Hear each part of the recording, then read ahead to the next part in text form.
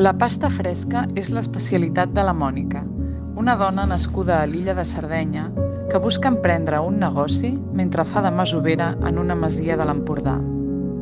Avui té una visita especial. Ha vingut la Sandra, la seva orientadora, que treballa al projecte Dones Riu, de la Fundació Surt.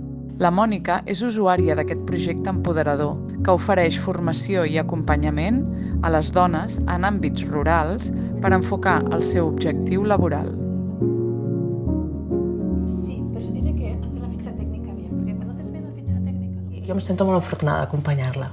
Fas vincle amb les usuàries, amb les dones. T'emociones, plores amb elles, rius amb elles. Y tú aplicarlas diciendo, bueno, pues si quieren, por ejemplo, que sea una... Nosaltres treballem empoderant en dones, però des de dins també ens empoderem a nosaltres. I treballar com a orientadora amb diverses històries m'ajuda molt a créixer i a entendre més l'ésser humà. Quiero expresar bajo presión, como el emperador. ¿Es verdad? Habilidades. Al final em sento molt afortunada acompanyant a dones que s'obren, que comparteixen les seves històries i jo soc una observadora. I m'obren la porta i diu, camina amb mi, no em deixis sola. Això no totes les feines pots fer-ho.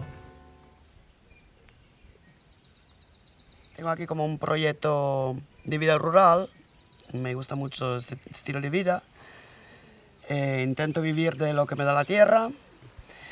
Me gusta muchísimo la dieta mediterránea porque es lo que tú puedes cultivarte en tu casa y es maravilloso ir al huerto y recogerlo, mirarlo cómo crece y llevarlo a tu cocina. Este perfume natural. De la seva estimada Sardenya, la Mònica se'n va endur dues passions, la cuina i el cuir. Mi cuerpo básicamente viene de chaquetas que cojo en el mercado o zapatos viejos que la gente tira. Pues todo tiene una función. Y al final decidí como meter un poco de raíces y intentar seguir este proyecto y concentrarte más en lo que tú quieres hacer de tu vida. A la Fundació l'ajuden a traçar un pla personalitzat perquè pugui desenvolupar aquestes dues línies de negoci i fer realitat el somni de poder viure i treballar en aquesta terra. En aquell microcosmos que es crea, doncs que aquella persona és feliç o que ha aconseguit alguna cosa i que per ella és important, ja està.